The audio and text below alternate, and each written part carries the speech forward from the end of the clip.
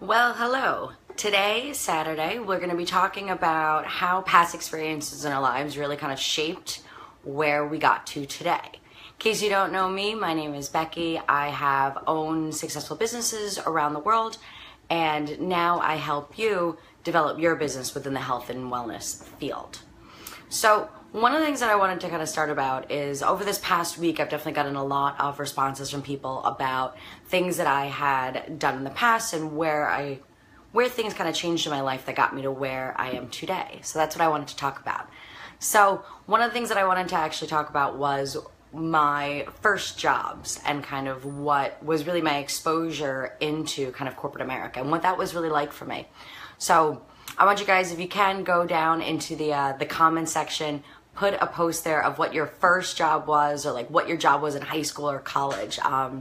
For me, my first job actually, I totally forgot about this until now, but when I was back in high school, I used to actually work at a golf club, and it was an interesting golf club. We were paid hourly. We did not get tips or anything like that. So that was definitely an experience, but it was always kind of nice during high school, and I can't tell you how nice it actually was to just be able to make that minimum wage and be able to kind of spend your own money. But when then I went into college, I actually had a very interesting college job. It was funny. I went to like the job boards for the school, and there you had all the jobs listed that were, you know, babysitting, tutoring, stuff like that. Hey Hermes, how you doing? I hope you're having a good weekend. It's kind of weird without softball because of the 4th, but I know you'll keep busy and probably find some game today. But it was weird. So on this job board, where it was just like, you know, babysitting and other things that you could do at the house, one of the jobs that actually popped up for me was in sleep research.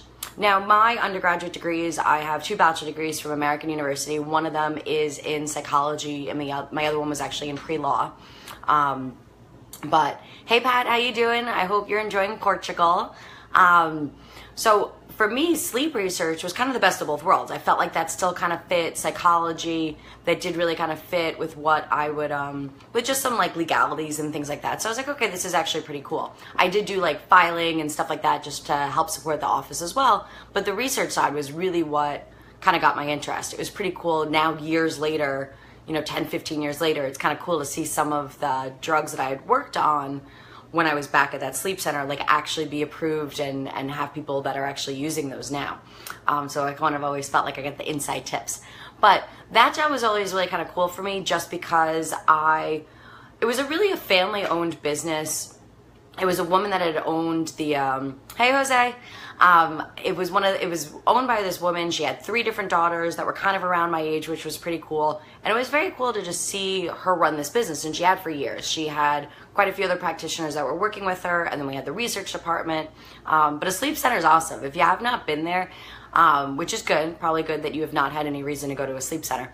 But the sleep center, what we did was, it was basically like you had your regular doctor's office, right? And then we had, yes, our research rooms in one side. But on the other side, it was basically like we had little hotel rooms where people would just be able to stay during the evening to have different like testings done. I learned so much about the medical world there, just the way that business worked. And that was something that I always really enjoyed. That was probably still one of my favorite jobs. I ended up working a ton more hours than kind of originally thought, but it really gave me a very good basis for just work ethic and a very good introduction not only into the pharmaceutical world, but also the medical world. When I left there, I had been accepted into graduate school at Columbia University back up here in New York, where I currently am. And I actually deferred it, which kind of still surprises me to this day. I always said I was never going to defer. I'd heard so many other people that had graduated college and kind of didn't go back.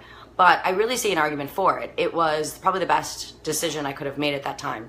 I was definitely burnt out between, like I said, I had 2 bachelor degrees. Hey, All-Star, how you doing? Between having 2 bachelor degrees and really kind of doing them concurrently and then also working full-time, it was very difficult. It was probably really good for me to just take a little bit of time off, work for a year. But what ended up happening was I actually got a job offer from the National Institute of Health, and that was actually moving to cancer research. So it was still that pharmaceutical development, but it was the first time that I actually got to see what it was like now in a very large organization. I think the National Institute of Health has over 10,000 employees. They are the largest research hospital in the world. It was kind of like a college campus, which was funny since I was still young when I did that. And that was the picture I had posted earlier today with some of the nurses that I used to work with. But what was so interesting about that, it was so much like college. It was, you had different buildings that did different things. You know, you had the National Cancer Institute on one side. We had a whole separate hospital that was for pediatrics. They even had their own fire department, pretty much because I think they were like their own zip code. I mean, this place was huge. And there was also kind of like those little cliques that you have in college too. There were, I remember going every single afternoon. I would go with two friends of mine, Chris and Sergio, who I still keep in contact with. It's nice to see what those guys are doing these so many years later. But we used to go over the cafeteria, and it was interesting because there were certain places that like the people in white coats sat at versus where the people that were the nurses that were wearing the scrubs sat at. And then us, like, you know, younger kids that had no idea really what we were doing there, where we kind of sat at. But one of the things that I thought was interesting for something that was so, thanks, All-Star. I appreciate your comment. I hope people are getting words of wisdom from what I say.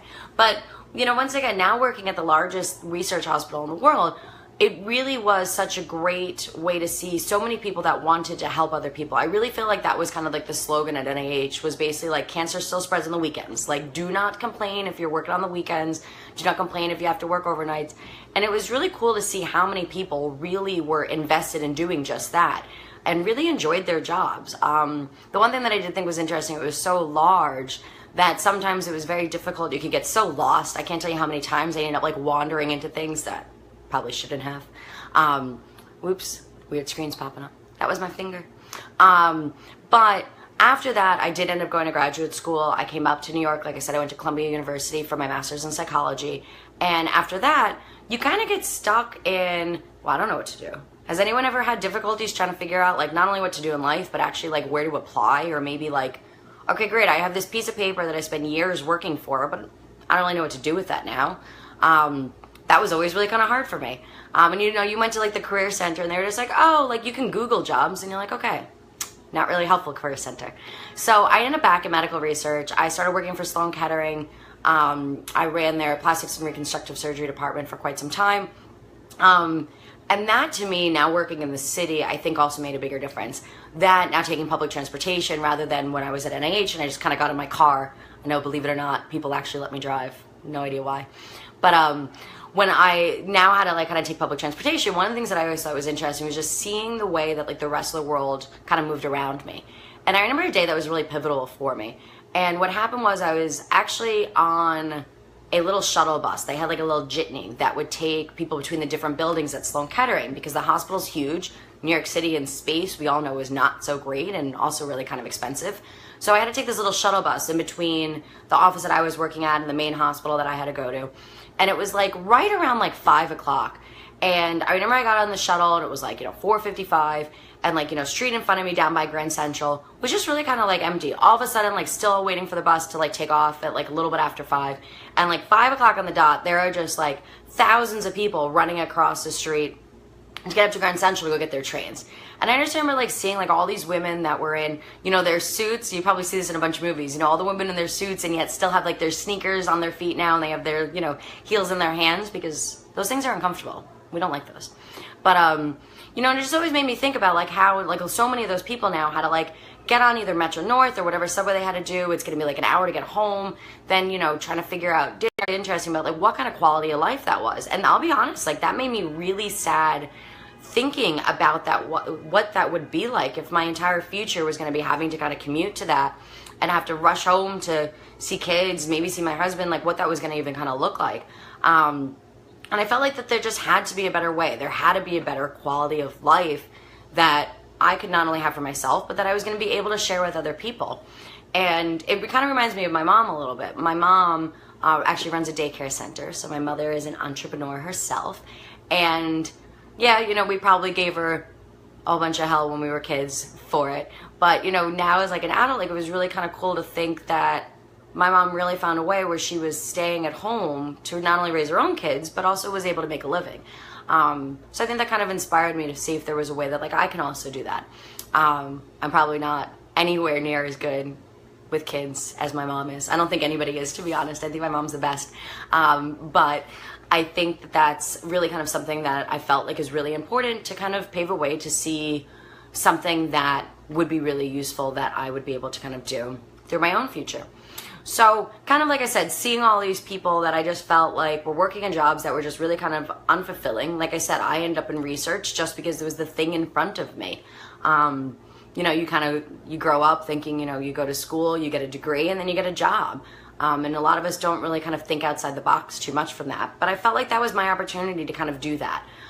Hey Shannon, how you doing? And I really needed a way to make a difference. So what I did after that, you guys are gonna have to tune in for part 2 tomorrow. Same thing, 1 o'clock, I will be going live, and you guys are gonna hear about my entrepreneurial ventures and how that got started. So please join me here. Please go over to my Facebook page at facebook.com/Becky Nova, Nova 24, because I will start doing my live videos in the next week over on that page. So you don't want to miss these. You want to head over to that. All right. Well, have a happy Saturday. It looks like the rain's held off, especially here in the Northeast. So get out, enjoy, and have a good weekend, everyone. Thanks and goodbye.